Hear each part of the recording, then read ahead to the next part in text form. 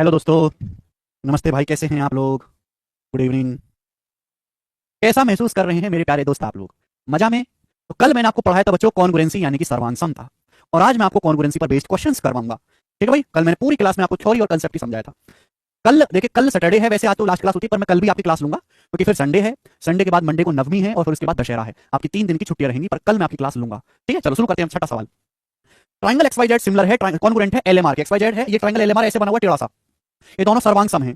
आपसे पूछा है m plus x plus P, m x और p का मान निकालना है। अब बताओ, अगर कॉन्ग्रुएंट है तो हर करस्पॉन्डिंग लेंथ बराबर होनी चाहिए। दिख नहीं रहा, चित्र में दिख नहीं रहा, बट होना चाहिए भाई। एक्स वाई मेरे दोस्तों किसके बराबर होना चाहिए? L M. तो आप मुझे एक बात बताओ कि एक्स वाई है, ये एक्स वाई के बराबर क्या है? ये L M. L M sorry, L M, ये ना 5। भाई एक्स वाई के करस्पॉन्डिंग साइड है एल एम। एल एम कितना है? 5। तो एक्स वाई भी 5 होना चाहिए ना। 2m + 1 5 हो जाएगा। यहाँ से m की वैल्यू क्या आएगी? 5 - 1 4, 4/2 2 आ जाएगी। m की वैल्यू 2 है ना, m की वैल्यू 2 आ जाएगी। उसके बाद मेरे दोस्तों वाई जेड किसके बराबर होगा? वाई जेड के करस्पॉन्डिंग साइड है एम आर के बराबर। ये साइड है वाई जेड के करस्पॉन्डिंग है एम आर। ये एम आर, एम से लेकर आर तक एम आर कितना है? 8। तो वाई जेड भी 8 होना चाहिए ना, 8। तो बताओ पी का मान क्या आ जाएगा? पी का मान आ जाएगा 8 - 2 6, 6/2 3।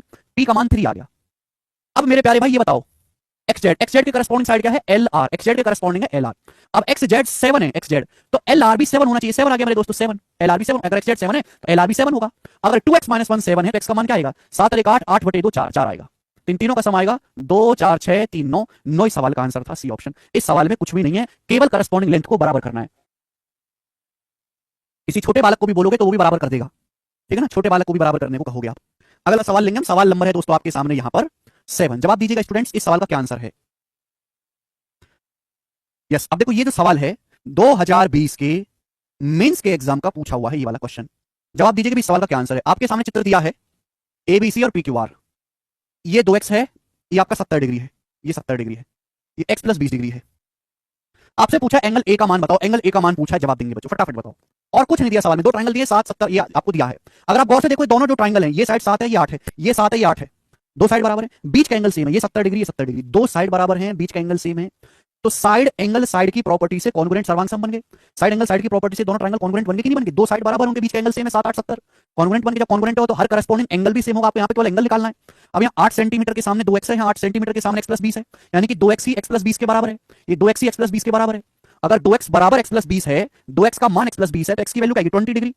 बहुत सारे बच्चे जो जोश में 20 डिग्री मार्क कर देंगे। आंसर 20 डिग्री नहीं है, 20 डिग्री तो x की वैल्यू आई है। आपसे x का मान पूछा नहीं, आपसे पूछा a का मान। एंगल a का मान है 2x, तो 2 × 20 यानी कि 40 डिग्री। 20 दूनी 40, तो 40 डिग्री एंगल a की वैल्यू है, जो कि ऑप्शन नंबर ए है।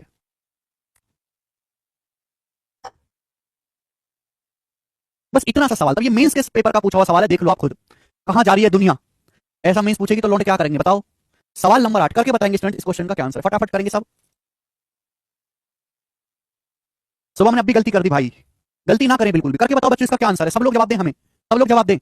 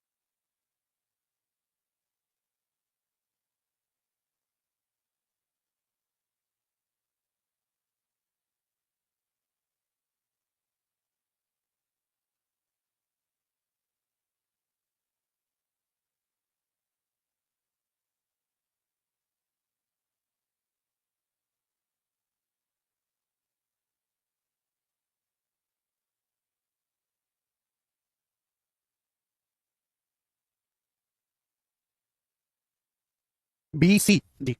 ये दिया गया कि triangle P Q R is congruent to triangle M N Y. P Q R M N Y के सर्वांग सम है। पी क्यू 8 है, एंगल क्यू 55 है, एंगल पी 72 है। कौन सा सही है? अच्छा, साइड और एंगल दोनों पूछा है। लिसन केयरफुली, केयरफुली लिसन करेंगे। पी क्यू 8 है तो पी क्यू के करस्पॉन्डिंग साइड क्या है बच्चों? अगर पी क्यू 8 है तो पी क्यू के करस्पॉन्डिंग साइड है M N.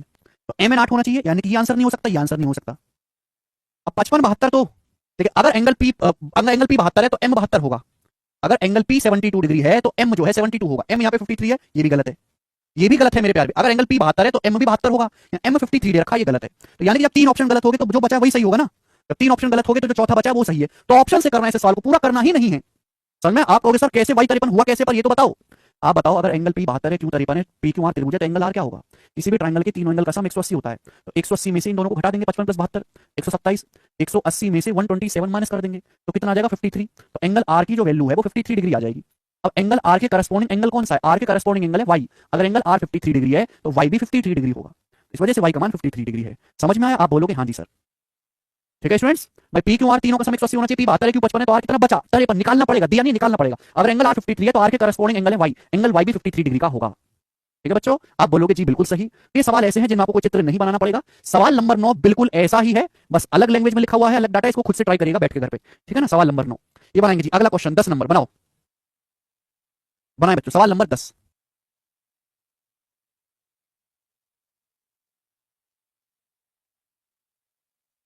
Triangle LON and triangle LMN are two right angle triangle. Triangle LON और ट्राइंगल एलएमएन दो राइट एंगल ट्राइंगल है जिनका कॉमन हाइपोटेनस है एलएन। दोनों का हाइपोटेनस सेम है एलएन, इसका भी हाइपोटेनस, इसका भी हाइपोटेनस है। एंगल एलओएन 90, एंगल एलएमएन 90 है। ओके, एलएन जो है वो एंगल ओएलएम का बाइसेक्टर है। एलएन जो है वो एंगल ओएलएम का बाइसेक्टर है। क्या बकवास है ये? ठीक है, एलएन 29 है, ओएन 20 है। तो आपसे पूछा है ट्राइंगल एलएमएन का पेरीमीटर, एंगल नहीं है ट्राइंगल है, ट्राइंगल एलएमएन का परिमाप बताओ। त्रिभुज एलएमएन का परिमाप बताओ, क्या होगा? बताएं बच्चों, ये सवाल है। सवाल निहायत ही आसान और घटिया है। तो मेरे प्यारे भाई, जैसे आपके सामने एक राइट एंगल ट्राइंगल मैं इस तरीके से बना लेता हूं, ये वाला राइट एंगल ट्राइंगल में इस तरीके से बना लेता हूं 90 डिग्री। दो राइट एंगल ट्राइंगल है, एलओएन और एलएमएन, दोनों का हाइपोटेनस सेम है, हाइपोटेनस एलएन है। एक हो गया एलओएन और दूसरा बन गया इस प्रकार से, ये बन गया एलएमएन। मैंने दो राइट एंगल ट्राइंगल आपके सामने बना लिए। एलओएन और एलएमएन दो राइट एंगल ट्राइंगल हैं, दोनों का हाइपोटेनस भी सेम है मेरे प्यारे भाई। ठीक है बच्चों, आप बोलोगे हाँ जी सर। अब ये बोला है कि ये जो एलएन है, एलएन वो एंगल ओएलएम का बाइसेक्टर है। ये जो लाइन है एलएन एंगल ओएलएम का बाइसेक्टर है, यानी कि ये अल्फा है तो ये भी अल्फा है, ऐसा बोला गया है। ठीक है, दो त्रिभुज हैं एल ओ एन और एल एम एन, दोनों राइट एंगल है, दोनों का हाइपोटेनस कॉमन है एल एन। एक एल ओ एन ऐसे बना लिया, एल एम एन ऐसे बना लिया। आप ऊपर भी बना सकते हैं, मुझे कोई परेशानी नहीं है। ऊपर बनाएंगे तो दिक्कत होगी मेरे प्यारे, 90-90 बनाने में प्रॉब्लम होगी। तो ये एल ओ एन भी 90 है, एल एम एन भी 90 है। अब ये जो लाइन है एल एन, ये एंगल ओ एल एम का, ओ एल एम एंगल तभी बनेगा जब मैं इसको नीचे लूंगा। कौन? एल एन एम का बाइसेक्टर है, ओ एल एम का समद्विभाजक है एल एन। यानी ऊपर एल्फा है तो नीचे भी अल्फा है। सवाल में बोला है कि एल एन 29 है, ये 29 है मेरे प्यारे, 29। बोला ओ एन 20 है, ओ एन 20। तो आपसे पूछा है त्रिभुज एल एम एन का परिमाप, त्रिभुज एल एम एन का परिमाप पूछा है। अगर बच्चों ये 29 है, 20 है, तो ये कितना बचेगा? 21। 21 20 29 ट्रिपलेट होता है, ट्रिपलेट। 90 के सामने 29 है, 20 है, 21 ट्रिपलेट हो गया। अगर गौर से देखा जाए, यहाँ पे जो दोनों ट्राइंगल हैं एल ओ एन और एल एम एन कॉन्ग्रुएंट, यानी कि सर्वांग सम है। यहाँ पे दोनों त्रिभुज सर्वांग सम है। कैसे सर्वांग सम है? अगर आप गौर से देखोगे तो देखो दोनों ही राइट एंगल हैं। आप बोलोगे हाँ सर दोनों ही राइट एंगल हैं, दोनों का हाइपोटेनस सेम है, दोनों राइट एंगल है, दोनों का हाइपोटेनस भी सेम है, और दोनों का राइट एंगल है, दोनों का ये एंगल सेम है, तो एंगल ऑटोमेटिकली इक्वल हो जाएगा। ये एंगल ऑटोमेटिकली इक्वल हो जाएगा कि नहीं हो जाएगा? अगर किन्हीं भी दो त्रिभुज में दो कोण बराबर है तो तीसरा ऑटोमेटिकली बराबर हो जाएगा। भाई ये वाला एंगल ऑटोमेटिकली इसके इक्वल हो गया। ये भाई अगर ये अल्फा, ये 90 90 है, अल्फा अल्फा तो ऑटोमेटिकली बराबर हो गए। 90 माइनस अल्फा, ये भी 90 माइनस अल्फा, दो कोण बराबर है तो तीसरा ऑटोमेटिकली बराबर। ये सिमिलर तो हो ही गए, लेकिन सिमिलर होने के साथ साथ यहाँ 90 के सामने 29 है, यहाँ भी 90 के सामने 29 है, दोनों की करस्पॉन्डिंग साइड सेम है। अगर दोनों की करस्पॉन्डिंग साइड सेम है तो कॉन्ग्रुएंट सर्वांगसम बन गए। अगर सर्वांगसम बन गए तो जो ऊपर वाले का परिमाप है वही नीचे वाले का परिमाप होगा, दोनों का परिमाप बराबर होगा। ऊपर परिमाप कितना है? 29 और 21 50, सॉरी हाँ 50, और ये 20 70, 70 इस सवाल का आंसर हो जाएगा डी ऑप्शन 70। खत्म।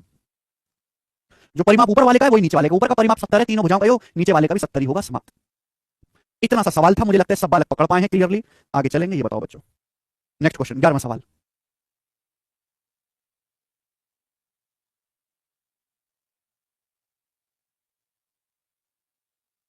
आपके सामने चित्र दिया है, अलग अलग सवाल है। ए बी बराबर एडी, ए बी जो है वो एडी के बराबर है, ये भी 7 है, ये भी 7 है। ए सी बराबर ए, अब ए सी जो है वो ए के बराबर है, ए सी ए के बराबर है। बोला बी सी 11 है, आपसे बोला बी सी 11 है, 11। तो पूछा ईडी की लंबाई बताओ, करो भाई, और कुछ नहीं बोला गया, बी सी 11 है, ईडी बताओ। अगर देखा जाए तो दोनों ट्राइंगल कैसे हैं आमने सामने के? ऐसे भाई, ये ऐसे बना दिया मेरे दोस्तों, ये दो ट्राइंगल दिख रहे हैं, ये इसके बराबर है, ये इसके बराबर है, ये दोनों एंगल तो सेम ही है, वर्टिकली अपोजिट एंगल, ये थीटा, ये थीटा। ध्यान से देखा जाए तो आमने सामने के दोनों ट्राइंगल सर्वांग बन गए। दो साइड सेम है भाई, ये साइड इसके बराबर है, ये साइड इसके बराबर है, बीच का एंगल सेम है। तो साइड एंगल साइड की प्रॉपर्टी से कॉन्ग्रुएंट हो गए कि नहीं हो गए? सर्वांग सम। दो भुजाएं बराबर, उनके बीच का कोण बराबर है, सर्वांग सम हो गए। तो यहां थीटा के सामने 11 है, तो यहां भी थीटा के सामने 11 ही होगा। इस सवाल का आंसर है 11। ये प्री लेवल के सवाल हैं, आसान है ना बच्चों? आसान है। अभी तगड़े भी कराऊंगा तो रोना मत जरा, ठीक है ना? ये बताएंगे।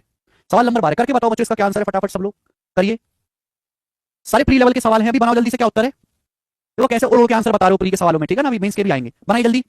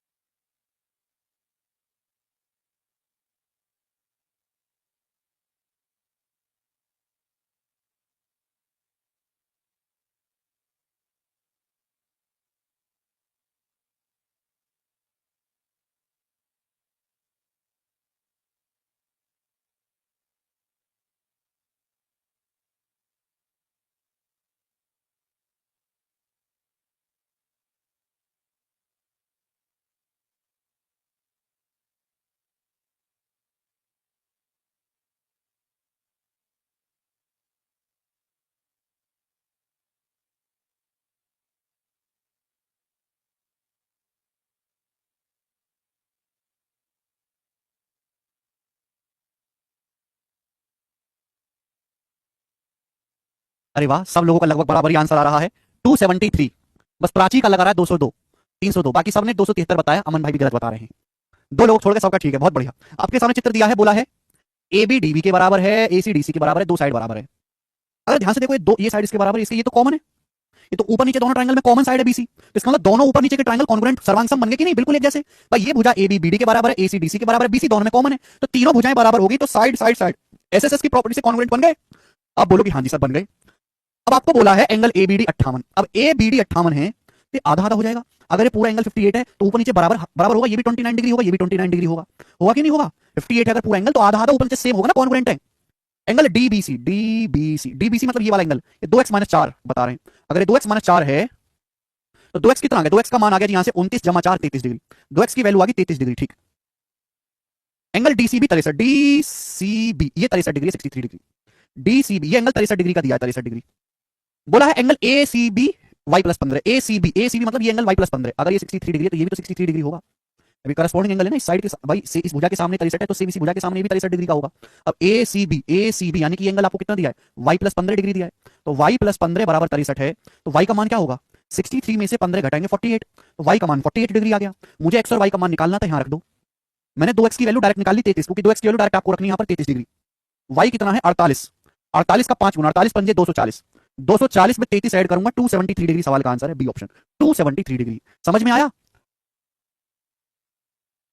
प्राची 58 का आधा करना है, 58 ना पूरा एंगल है, ये पूरा एंगल एबीडी 58 है। अब जितना ऊपर है उतना नीचे बराबर बराबर, तो 58 का आधा आधा करना पड़ेगा ना, 29 और 29, ठीक है। बाकी सबने किया है, सबका आंसर ठीक आया है। आगे चलेंगे, सवाल नंबर 13। अब ये जो क्वेश्चन है ये आया है 2019 के मेंस में, लेकिन उसके बाद ऐसा कोई भी प्री का पेपर नहीं है जिनमें ये सवाल ना आया हो, चाहे वो आपका सीजीएल का प्री हो, चाहे वो सीएचएल का हो, चाहे वो सीपीओ का हो, सिलेक्शन पोस्ट का हो, आईसीएआर हो, कोई भी एसएससी पेपर करा रही है उसके सभी प्री के एग्जाम में सवाल आया। हाँ, डाटा अलग अलग था हर बार, ठीक है जी। आप बोलोगे हाँ जी सर, बताएंगे मेरे दोस्तों क्या क्या है सवाल का आंसर और कैसे करेंगे। अभी तक ये सवाल जितने भी थे सारे प्री के थे, अब यहां से जितने भी क्वेश्चन है सारे मेंस लेवल के हैं, सब मेंस के क्वेश्चंस हैं। समझ में आया? आप बोलोगे हाँ जी सर समझ में आया है। लेकिन अभी तक तो सब फर्जी सवाल थे प्री लेवल के, अब तगड़े सवाल हैं खोपड़ी हिला देने वाले, मेंस लेवल, मेंस के ही प्रीवियस ईयर। बनाओ सबसे पहला क्वेश्चन, थ्योरी मैंने कल पढ़ाई दी है। Let D and E be 2 points on the side BC of triangle ABC such that AD बराबर ए। दोस्तों आपके पास एक ट्राइंगल एबीसी है, सुनिएगा, आपके पास एक ट्राइंगल एबीसी है। अब साइड बीसी पर दो बिंदु हैं, त्रिभुज एबीसी की भुजा बीसी पर दो बिंदु डी और इस प्रकार है कि एडी ए के बराबर है। तो एक पॉइंट है डी और दूसरा पॉइंट है ई। साइड बीसी पर दो पॉइंट डी और इस प्रकार हैं कि एडी जो है वो ए के बराबर है, यानी कि आप ए से डी को मिलाओ और आप ए से ई को मिलाओ, ये दोनों लेंथ इक्वल है। जो लंबाई एडी की है वही लंबाई ए की है। त्रिभुज एबीसी की भुजा बीसी पर दो पॉइंट है डी और ई, कि भैया एडी और ए बराबर है। सवाल में आगे बोला है कि एंगल बीएडी बराबर एंगल ईएसी। जो जो बोला है वो करते जाओ। कौन बीएडी कौन ईएसी के इक्वल है? बीएडी, बीएडी का मतलब ये एंगल थीटा और ईएसी ये वाला एंगल, ये दोनों एंगल सेम है। भाई माना ये थीटा है तो ये भी थीटा हो जाएगा, दोनों बराबर है, ठीक। उसके बाद आगे क्या बोला है? आगे बोला है कि साइड एबी की लंबाई 3x + 1 है, एबी जो है वो 3x + 1 है। उसके बाद क्या बोला है? बीडी 9 है, बीडी 9 है। उसके बाद है ईसी, ईसी आपका y + 1 है, y + 1। उसके बाद एसी, एसी 34 है, एसी 34 है, 34। तो आपसे पूछा है x + y, यानी कि क्वेश्चन सॉल्व करना है तो x और y का मान निकालना है, बनाए। x और y का मान निकालना अगर क्वेश्चन सॉल्व करना है, बताओ, बस ये दिया हुआ है, करो। सब बच्चे 19 आंसर बता रहे, कैसे आया बच्चों आपका आंसर 19? आप लोगों ने एकदम ठीक आंसर बताया है 19। मैं जानना चाहूंगा कि कैसे आया है 19 आंसर।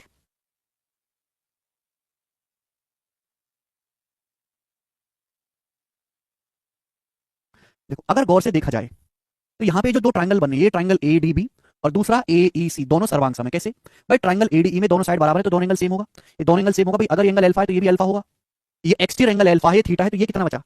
ये कितना बचा मेरे प्यारे भाई? Alpha minus theta. मैं आपको समझाने के लिए कर रहा हूं, केवल इतना करना नहीं चाहिए पेपर में समझदार बालक को। इस त्रिभुज का भाई कौन है? अल्फा, ये थीटा है, तो कितना बचा? अल्फा माइनस थीटा बचा कि नहीं बचा?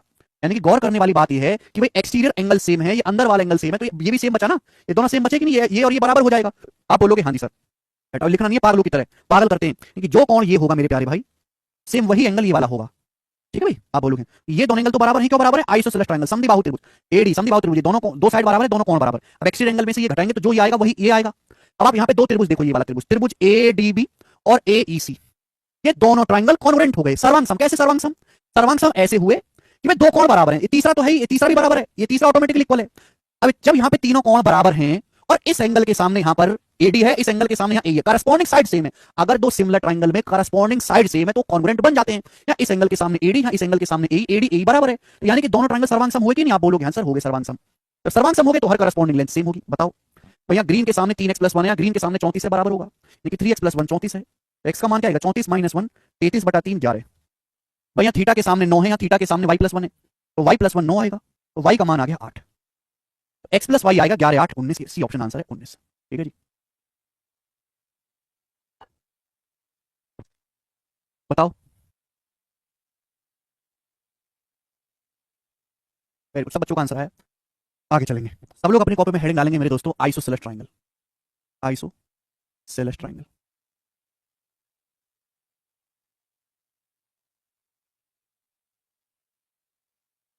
समद्विबाहु त्रिभुज। आप कहोगे सर इस कॉन्ग्रुएंसी पढ़ाते पढ़ाते आइसोसेलेस ट्राइंगल कहां से आया? आइसोसेलेस ट्राइंगल या समद्विबाहु त्रिभुज, समद्विबाहु त्रिभुज में कॉन्ग्रुएंसी का बड़ा अच्छा इस्तेमाल देखने को मिलता है, देखिएगा मेरे दोस्तों। हिंदी वाले भाई लिखेंगे समद्विबाहु त्रिभुज, आइसोसेलेस ट्राइंगल। अभी आइसोसेलेस ट्राइंगल होता क्या है?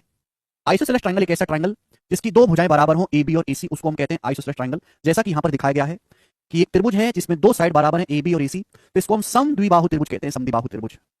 क्लियर है? आप बोलोगे हाँ सर तो एबीसी कैसा ट्राइंगल है? आइसोसेलेस ट्राइंगल है।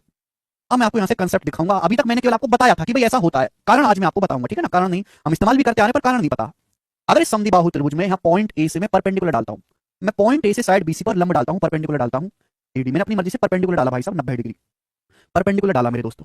सुनिएगा मेरी बात को गौर से, यानी कि ये जो लाइन है एडी, ये बीसी के ऊपर परपेंडिकुलर है। ठीक है बच्चों? आप बोलोगे हाँ जी सर बिल्कुल सही। अब अगर ये 90 डिग्री का एंगल है बच्चों, तो ये भी तो 90 डिग्री का बचा।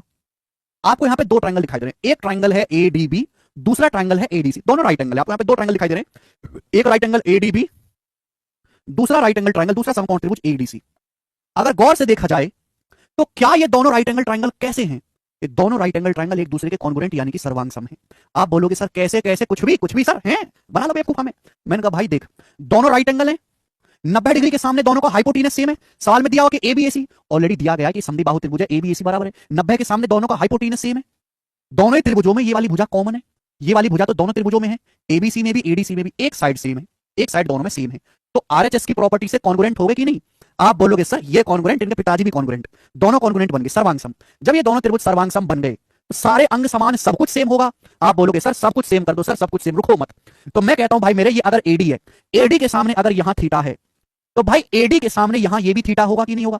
करस्पॉन्डिंग एंगल बराबर। तो इस वजह से मैं कहता हूं कि आइसोसेलेस ट्रायंगल में अगर दो साइड सेम है तो उन साइड के सामने के एंगल भी सेम होते हैं। समद्विबाहु त्रिभुज में दो भुजाएं बराबर है तो उनके सामने के एंगल, ये वाला थीटा, ये वाला थीटा, ये भी बराबर होगा। समझ में आया? आप बोलोगे हाँ जी सर बिल्कुल सही। किसी बच्चे को कोई डाउट, अगर अब भी किसी बालक को कोई डाउट है तो कृपया ये लेक्चर बंद करें और दोबारा से पहले लेक्चर से ज्योमेट्री पढ़ना शुरू करें, पहले लेक्चर से, ठीक है ना? जितने क्रिस्टल क्लियर शब्दों में मैंने समझाया कोई नहीं बताएगा। RHS, right angle hypotenuse side, समद्विबाहु त्रिभुज में दो साइड बराबर है एबीएसी, तो उनके अपोजिट एंगल भी बराबर होते हैं, एंगल बी एंगल सी। ना अब प्यार से समझने की कोशिश करेगा मेरे दोस्तों, प्यार से। यानी कि मेरे दोस्तों ये एक समद्विबाहु त्रिभुज है, एबीसी आइसोसेलेस ट्रायंगल है। हमने प्यारे बच्चे ये जो लाइन है एडी खींची है, एडी, ये लाइन एडी क्या है? एल्टीट्यूड है, ये त्रिभुज की हाइट है। एडी क्या है? त्रिभुज की एल्टीट्यूड, हाइट, ऊंचाई है। एडी क्या है? त्रिभुज की ऊंचाई है भुजा बीसी पर, एडी एल्टीट्यूड है। अगर गौर से देखा जाए मेरे प्यारे बच्चों, अगर ये 90 है, ये थीटा है, तो ये कोण कितना होगा? 90 माइनस थीटा होगा, 90 माइनस थीटा। ये 90 है थीटा, तो ये कोण कितना होगा? 90 माइनस थीटा। ये दोनों कोण बराबर आगे कि नहीं आगे? ये 90 है थीटा, ये कोण कितना बचा बेटा? ये वाला 90 डिग्री माइनस थीटा।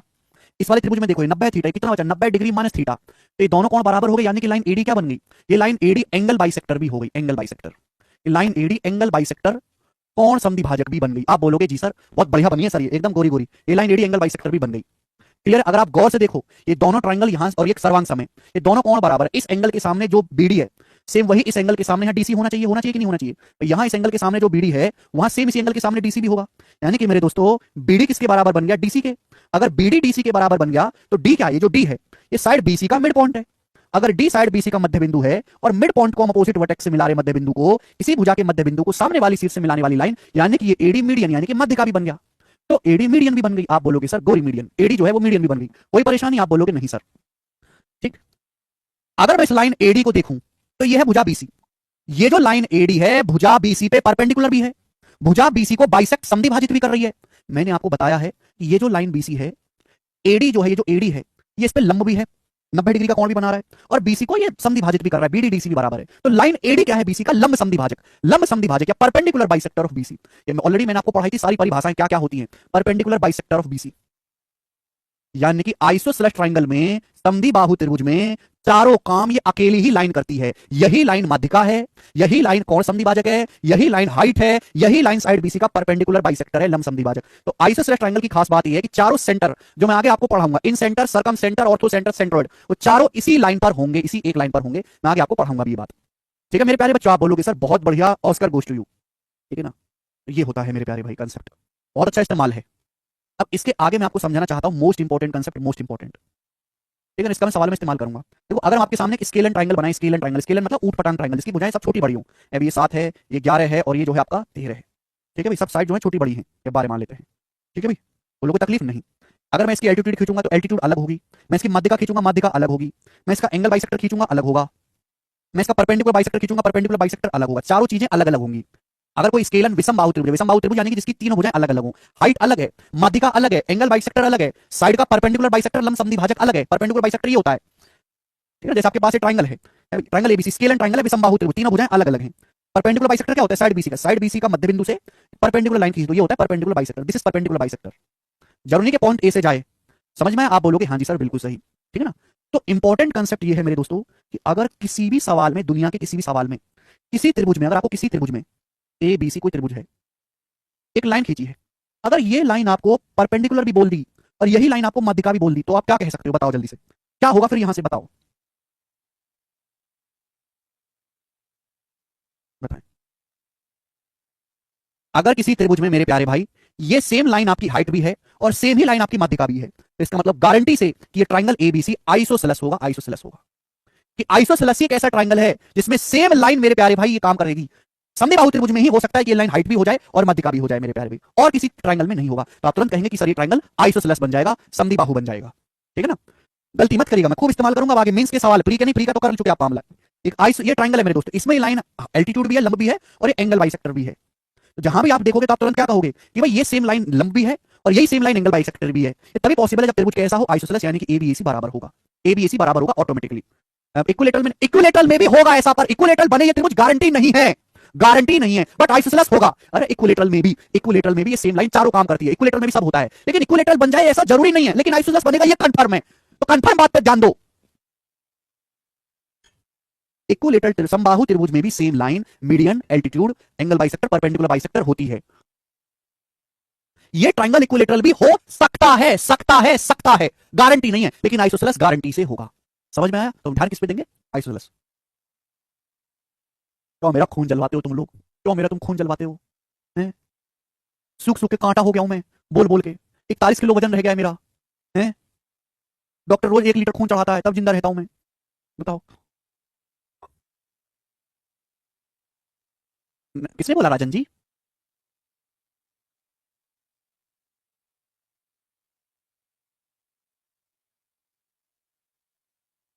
चलो बहुत अच्छे समझा है, ये बातें मैंने आपको पहले ही बताई हैं। नेक्स्ट, अब सवाल पे आ जाते हैं। सवाल नंबर 14 करो बच्चों, क्या आंसर है?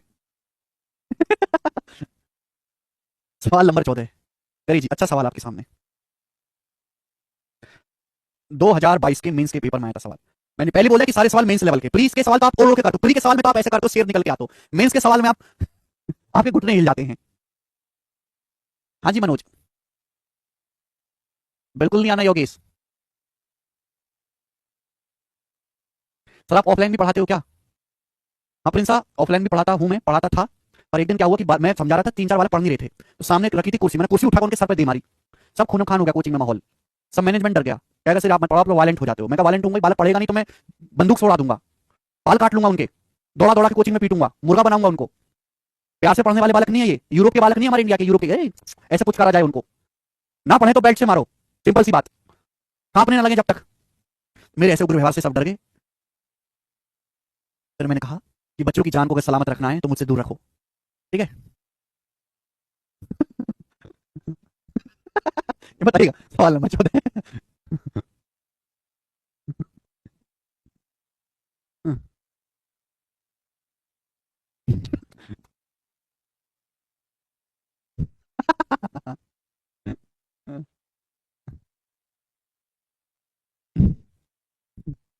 अच्छा पंकज, मेरे साथ टिकना है तो पढ़ना पड़ेगा, या तो मेरे साथ टिक रहे हो तो पढ़ो, वरना मेरे को छोड़ जाओ, टाइम खराब मत करो।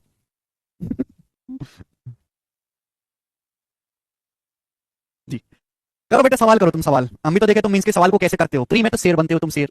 इसलिए बहुत सारे टीचर ने बढ़िया स्ट्रेटजी बनाई है। बालक तो, बाल को क्या पता क्या प्री का है क्या मीन्स का है। पैसा ले लेते हैं, प्री प्लस मीन्स लिखते हैं, कंप्लीट लिखते हैं, कंप्लीट मैथ बैच पढ़ाते। प्री का भी प्री से भी कम है, क्योंकि ये नहीं पता कि प्री तो केवल क्वालिफाइंग है, नौकरी तो मेंस से लगती है, जो मेंस में सिलेक्शन अच्छा स्कोर लाएगा। जी बताएं। त्रिभुज पी क्यू आर में पी क्यू क्यू आर के बराबर है, यानी कि क्यू कॉमन है तो क्यू को ऊपर ले लेते हैं हम क्यू को ऊपर ले लेते हैं, क्यू पी आर। तो कहने मतलब ये हो गया आइसोसेलेस ट्रायंगल, इसमें दोनों side Q P Q R बराबर है। O is an interior point in triangle P Q R, such that angle O P R बराबर एंगल ओ आर पी। अब बोला है कि त्रिभुज क्यू पी आर के अंदर कोई पॉइंट ओ है, बोला है इस त्रिभुज क्यू पी आर के अंदर कोई पॉइंट ओ है, त्रिभुज के अंदर कोई पॉइंट ओ है इस प्रकार से कि एंगल ओ पी आर, यानी कि ये angle O P R angle O R P के बराबर है। ये दोनों एंगल बराबर है, यानी कि ये थीटा और ये थीटा आपको दिया है। अगर बच्चों ऐसा है, अगर ऐसा है तो यानी कि ये जो है बराबर होगा, ये ओपी और ओ आर भी बराबर होगा, यानी कि ओपी आर भी आइसोसेलेस बन गया। आप बोलोगे सर बढ़िया वाला बनाए। कंसीडर करो, दो आपको तीन स्टेटमेंट दिए, इन स्टेटमेंट पे आपको विचार करना है। पहला, triangle POR is an isosceles, triangle POR isosceles है, बिल्कुल सही स्टेटमेंट है, बिल्कुल सही। Point O is centroid of triangle P Q R, point O जो है वो ट्रायंगल पी क्यू आर का सेंट्रोइड है, सेंट्रोइड केंद्रक है, बिल्कुल गलत। वैसे अभी मैंने केंद्रक आपको पढ़ाया नहीं है, बट मैं आपको बता देता हूं, केंद्रक वो बिंदु होता है जहां त्रिभुज की तीनों माध्यिकाएं एक दूसरे को काटती हैं, जहां त्रिभुज की तीनों मीडियन एक दूसरे को काटते हैं ना, मीडियन, वो पॉइंट को कहलाता है केंद्रक। यहाँ ऐसा कुछ नहीं है, माध्यिका का कोई जिक्र नहीं है। जब माध्यिका कोई जिक्र नहीं, कोई लेना देना नहीं, कोई माध्यिका यहां से जा रही नहीं, कोई बात नहीं, तो केंद्रक कैसे हुआ, ये बात बिल्कुल गलत है, बिल्कुल सड़क छाप बात है। Third point, triangle PO Q, triangle R Q O के सर्वांग में PO Q is congruent to R Q O, तो हम मिलाते हैं पीओ क्यू, हमने यहां से मिला दिया मेरे प्यारे भाई, हमने यहां से इसको मिला दिया, तो पीओ क्यू आर, यहां पे थोड़ा ये लिख लीजिएगा भाई, आर क्यू ना आर ओ क्यू लिखो तो ज्यादा ठीक रहेगा। तो ट्रायंगल पीओ क्यू और triangle R O Q congruent है, क्या है ऐसा, बिल्कुल है भाई। ये दोनों त्रिभुज सर्वांग में बिल्कुल हैं। और से देखा जाए इन दोनों त्रिभुजों को पीओ क्यू और आर ओ क्यू को, दो साइड बराबर है, साइड इसके बराबर है, ये साइड इसके बराबर है। जब दो साइड बराबर है और ये तीसरी साइड दोनों में कॉमन है, तीसरी साइड तो दोनों का कॉमन है, इसका भी है, इसका भी है, दोनों की साइड है ये, यानी कि तीनों साइड बराबर हैं, तो साइड साइड साइड की प्रॉपर्टी से सर्वांग समय, तो ये भी सही है। यहाँ पे फर्स्ट और second statement only, first and third वाला सही है, ए ऑप्शन, फर्स्ट और थर्ड सही है, यहाँ पर ए ऑप्शन आएगा। ठीक है बच्चे, ऐसा मुश्किल नहीं है ये वाला सवाल, मीन्स का आसान है ना, बोलो।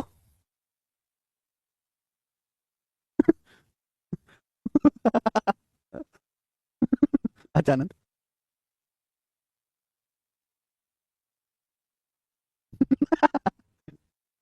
बच्चों मेरे को ऑस्कर कब मिलेगा यार, मेरी बड़ी इच्छा है कि एक दिन मैं ऑस्कर जीतूं, मैं ऑस्कर की लेमिनेशन करवाऊंगा फिर। कब दोगे तुम लोग मुझे? आसान है, ये बताओ। नेक्स्ट क्वेश्चन, सवाल नंबर 15 बच्चों, करेंगे। तुम लोगों को मेरे साथ पढ़ने में मजा आता है कि नहीं? अरे बालको, तुम लोगों को मेरे साथ पढ़ने में मजा आता है कि नहीं? एक चीज मैं आपसे पूछना चाहता हूं कि आप में से कितने लोग लाइब्रेरी में पढ़ते हो जाके, लाइब्रेरी में? क्या आप लोगों का ग्रुप बना हुआ है कुछ स्टूडेंट्स का, कि कोई आपस में कोई ग्रुप बनाओ, 5-10 मिलकर तैयारी कंपटीशन कर रहे हो? उनमें से कितने स्टूडेंट हैं जहां आपको लगता है कि लाइब्रेरी में कि हमारी वीडियोस देखते हैं? आपकी जानकारी में कितने बच्चे आपकी आप ही के साथ ही हमसे पढ़ते हैं, तैयारी करते हैं, वो कहते हैं कि हाँ ठीक ठाक पढ़ा लेते हैं? मैं पूछना चाहता हूँ एक बात।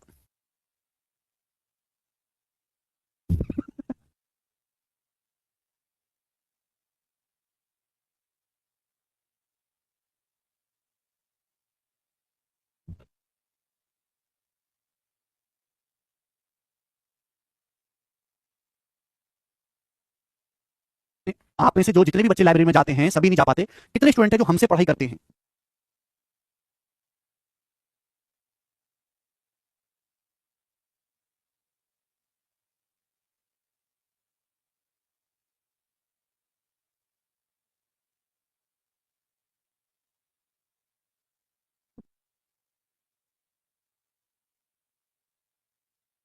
अच्छा।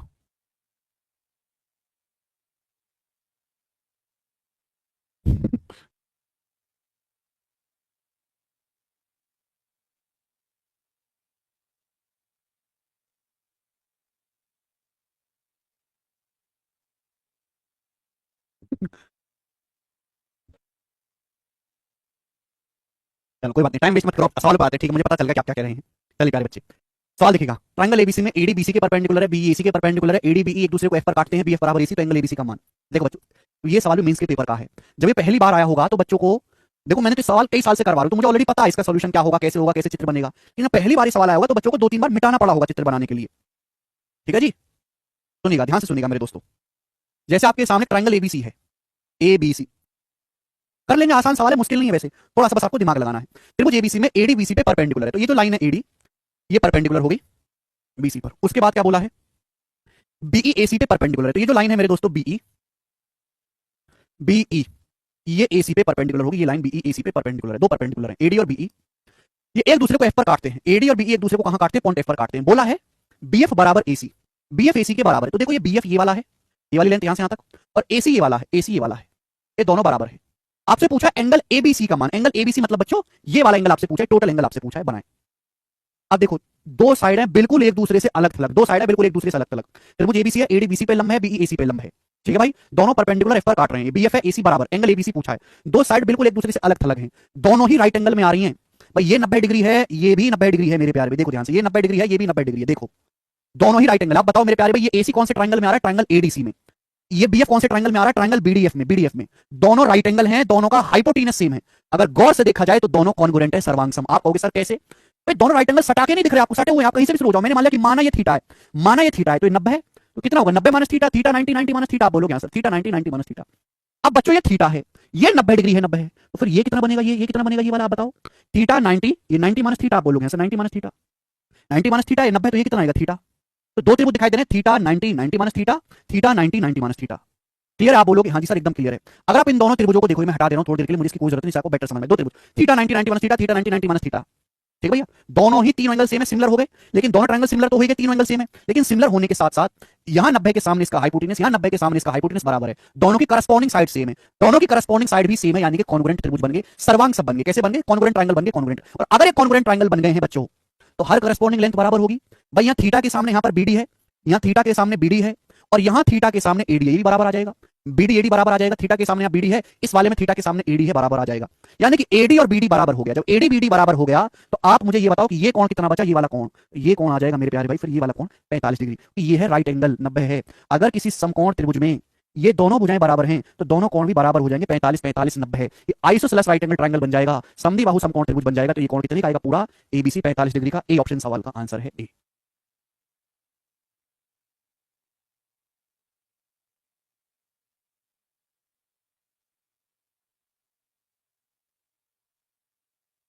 बताओ, थोड़ा सा दिमाग लगाना है, एक बार इस सवाल को रिपीट करके देखिएगा, तभी आप इस सवाल को समझ पाओगे। बेहतर क्लैरिटी के लिए दीपक, ठीक है जी, बहुत बढ़िया सवाल है, एक बार रिपीट करके देखिएगा। अभी 4-5 क्वेश्चन और है, फिर इसके बाद ये शीट समाप्त, फिर अगला शीट हम शुरू करेंगे। ये बताओ, छोटी शीट थी। नेक्स्ट, त्रिभुज पी क्यू आर में, हाँ ये वाला सवाल प्री का है, वैसे लेवल इसका मेंस लेवल है, 2017 के प्री का सवाल है ये। ट्रायंगल पी क्यू आर में एंगल आर 54 डिग्री है, भुजा पी क्यू का बिंदु एस पर, ट्रायंगल पी क्यू आर में आर 54 डिग्री है। पी क्यू का परपेंडिकुलर बाइसेक्टर जो है वो side Q R, P Q का पॉइंट एस पर perpendicular bisector side Q R को टी पर मिलता है। एंगल टी पी आर 46, ये हिंदी में नहीं लिखा हुआ, लिख लीजिएगा, angle T P R 46 degree. पूछा एंगल पी क्यू आर का मान क्या होगा, एंगल पी क्यू आर बताओ, एंगल पी क्यू आर का मान क्या होगा। चलिए पहले चित्र बना लेते हैं, एंगल आर 54 डिग्री सा दिखना चाहिए, तो ऐसे बना लेते हैं थोड़ा सा। जी बच्चों, स्टूडेंट मैंने आपके सामने त्रिभुज बनाया इस प्रकार से, पी क्यू आर, ये बना लिया मैंने। अब इसमें जो एंगल आ रहा है 54 डिग्री का, 54 डिग्री। अब क्या बोला है, बोला ये गया कि साइड पी क्यू का पॉइंट एस पर परपेंडिकुलर बाइसेक्टर क्यू आर को पॉइंट टी पर मिलता है। पी क्यू का लंब समद्विभाजक खींचा है पॉइंट एस पर। पी क्यू का लंब समद्विभाजक है, लंब समद्विभाजक का मतलब एक ऐसी लाइन जो पी क्यू पे परपेंडिकुलर भी हो और उसको आधा आधा भी करे। लंब मतलब परपेंडिकुलर भी हो, समद्विभाजक मतलब दो समान हिस्से भी करे। तो पी क्यू का परपेंडिकुलर बाइसेक्टर है पॉइंट एस पर, ये हो गया जी परपेंडिकुलर बाइसेक्टर, ये वाला, ये लाइन, ये परपेंडिकुलर बाइसेक्टर है। देखो तो सॉरी,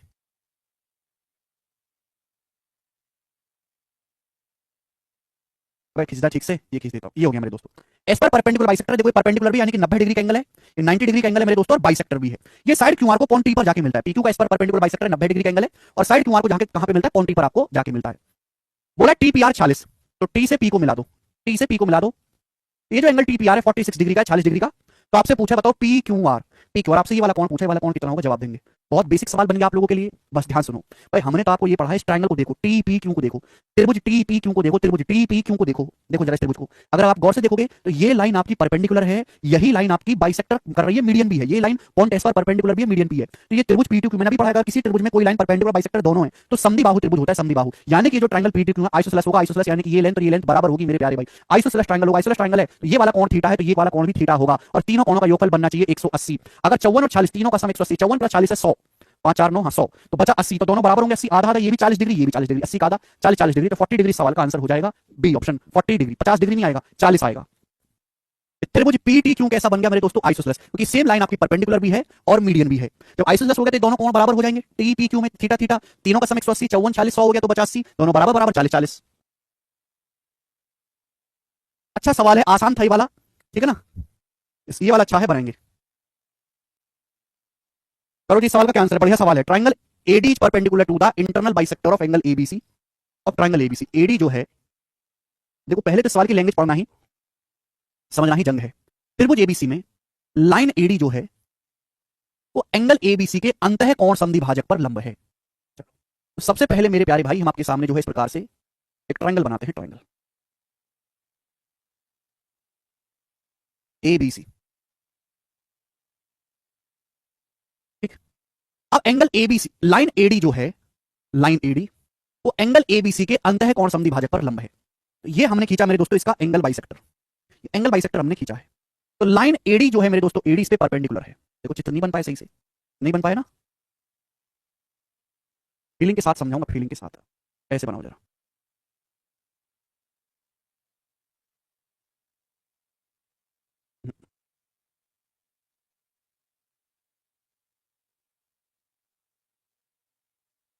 जी, ये मेरे दोस्तों ए बी सी, ठीक है। एंगल एबीसी का अंतः कोण संधिभाजक है, एंगल एबीसी का इंटरनल बाइसेक्टर, एंगल बाइसेक्टर। अब लाइन एडी जो है, लाइन एडी इस पर लंब है, तो ए से एक लाइन खींची गई मेरे दोस्तों इस प्रकार से, एडी एक लाइन खींची गई पॉइंट ए से इस प्रकार से मेरे दोस्तों, एडी जिस पे परपेंडिकुलर है, 90 डिग्री का एंगल बनाती है मेरे दोस्तों, परपेंडिकुलर है, ठीक है जी। आप बोलोगे हाँ जी सर। तो एंगल एबीसी का इंटरनल बाइसेक्टर है मेरे प्यारे भी अंतः कोण संधिभाजक, और उस पर एडी जो है वो लंब है। रेखा डीई पॉइंट डी से बीसी के समांतर खींची जाती है।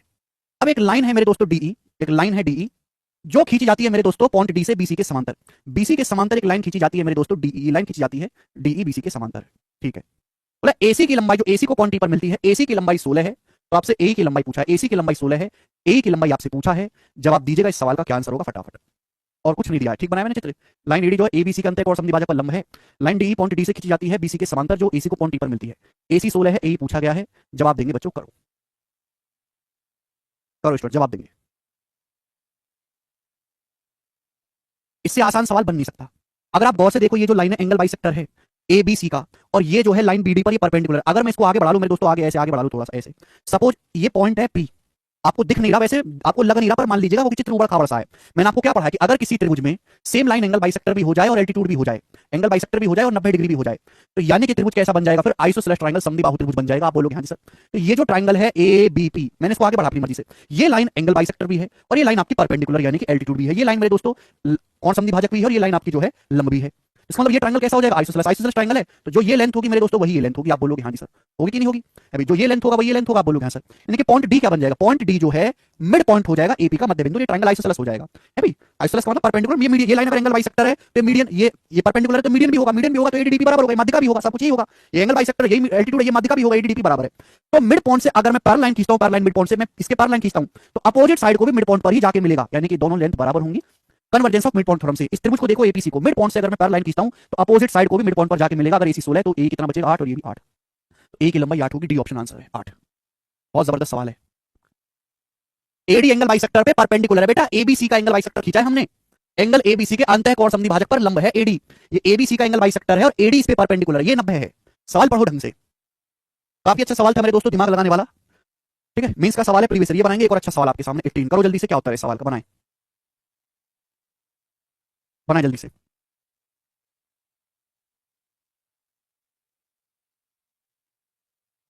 करो बच्चों।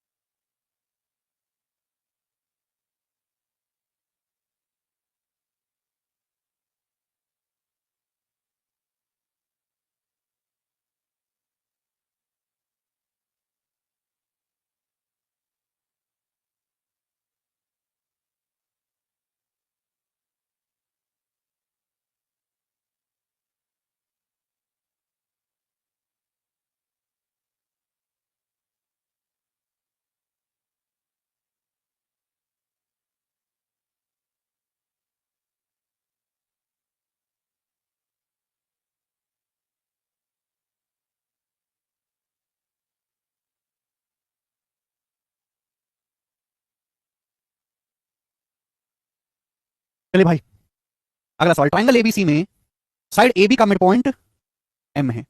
N is the point in the interior of triangle ABC such that CN is bisector of angle C, okay, and CN is perpendicular to N B, और the length of M N, BC 10 AC 15, BC 10 AC 15। तो मैं इस तरीके से बना लेता हूं मेरे प्यारे भाई,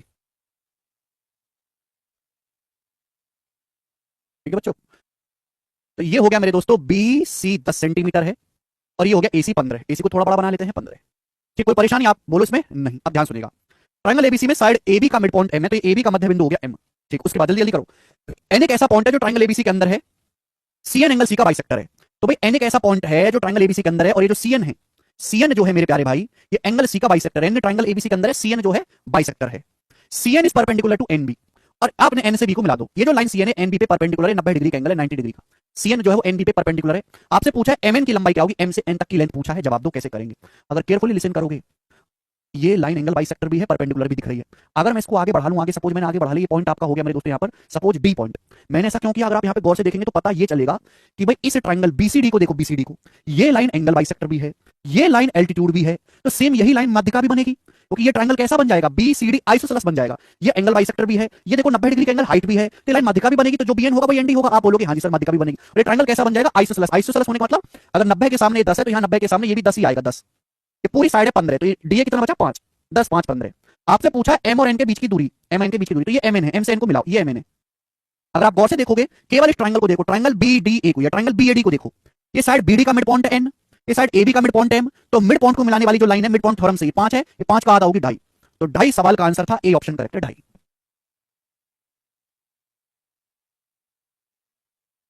समझ में आई बात? बहुत अच्छा सवाल है, 2 बार में इसके पेपर में आया, 2012 में 2020 में, 2 बार। ठीक है जी, आप बोलोगे हाँ जी सर बहुत ही बेहतरीन क्वेश्चन। नेक्स्ट हम देखेंगे सवाल नंबर है बच्चों आपके सामने यहां पर 19। जवाब दीजिएगा क्या आंसर है इसका। Okay, last question. हाँ बीसी तो 10 है आंचल, क्या दिक्कत है। आपके सामने चित्र दिया है, बहुत तगड़ा सवाल, ये भी आपके सामने चित्र दिया है, राइट एंगल है, right angle, AD angle bisector है, ये थीटा, ये थीटा। अच्छा, डीसी है 3√5, डीसी 3√5 सेंटीमीटर है, 3√5। एसी माइनस एबी बराबर 6, एसी माइनस एबी बराबर 6, या फिर एसी बराबर है एबी प्लस 6, माइनस एबी को उधर लाएंगे, एसी बराबर एबी प्लस 6। आपसे बीडी पूछा है, बीडी आपसे पूछा है, बीडी यहां से यहां तक की लेंथ आपसे पूछी है बीडी, ये राइट एंगल ट्राइंगल है। बताओ कैसे करेंगे। एसी बराबर एबी प्लस 6, एसी बराबर एबी प्लस 6, यानी कि ये जो लाइन है एसी, ये एबी प्लस 6 है, यानी कि एबी को अगर मैं वाई मान लेता हूं, वाई, एबी को अगर मैं वाई मान लेता हूं, तो एसी का जो मान है वो वाई प्लस 6 है।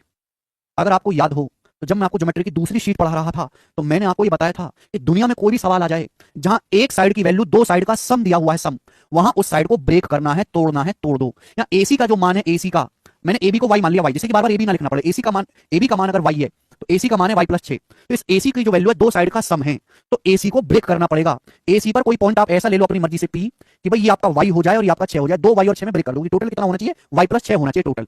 जब भी दुनिया के किसी सवाल में एक साइड की वैल्यू दो साइड का सम है तो उसको ब्रेक करना है वाई में और 6 में अलग अलग। अब मैंने वाई को ऊपर क्यों रखा, नीचे क्यों नहीं, वाई को ऊपर क्यों रखा, जैसे कि आप देख पाओ कि ये वाई और ये वाई, अगर आप यहां से इसको मिला दोगे, माना एसी पर कोई पॉइंट पी ऐसा है कि ये लेंथ वाई है एपी और ये आपका सीपी 6, आप इसको यहां से मिलाओ, आपको दो ट्रायंगल दिखाई दे रहे हैं, आप दो ट्रायंगल, अगर आप दोनों ही ट्रायंगल को गौर से देखो, दोनों ही ट्रायंगल को, तो भाई ये थीटा है, दोनों में ये साइड वाई है, ये साइड वाई है, ये दोनों में कॉमन है, दोनों में कॉमन है कि नहीं, आप बोलोगे हाँ जी सर कॉमन है दोनों में, तो साइड एंगल साइड की प्रॉपर्टी से कॉन्ग्रुएंट सर्वांगसम बने कि नहीं बने, आप बोलोगे हाँ जी सर बिल्कुल बने। तो ये साइड और ये साइड सेम है, ये दोनों में कॉमन है, और ये देखो ये थीटा बराबर दिया है, तो साइड एंगल साइड की प्रॉपर्टी से सर्वांगसम बन गए। जब कॉन्ग्रुएंट बन गए तो हर करस्पॉन्डिंग लेंथ सेम होगी। अगर यहां थीटा के सामने एक्स है तो यहां भी थीटा के सामने एक्स होगा, ये आपको निकालना है, एक्स ही तो निकालना है। आप बोलोगे हाँ सर बीडी तो एक्स है जो आपको निकालना है, आप बोलोगे हाँ जी। भाई अगर यहाँ 90, पिंक एंगल के सामने यहाँ 90 डिग्री है तो यहाँ भी पिंक एंगल के सामने 90 होगा, 90, आप बोलोगे हाँ सर ये 90 है तो ये भी 90 है, होगा कि नहीं, दोनों कॉन्ग्रुएंट है। यहाँ पिंक भुजा के सामने यहाँ 90 है तो यहाँ भी पिंक भुजा के सामने 90 होगा, ये 90 ये 90 स्ट्रेट लाइन है, बस सवाल खत्म। कैसा बन गया, राइट एंगल बन गया, 90 के सामने 3√5 6, एक्स क्या आएगा पाइथागोरस से, 3√5 का स्क्वायर 45 माइनस 6 का स्क्वायर 36, यानी कि 9 का अंडर रूट आ गया 3, तो पाइथागोरस से एक्स की वैल्यू 3 आ गई, बी ऑप्शन ही सवाल का आंसर है। बहुत तगड़ा सवाल था ये, तगड़ा क्वेश्चन।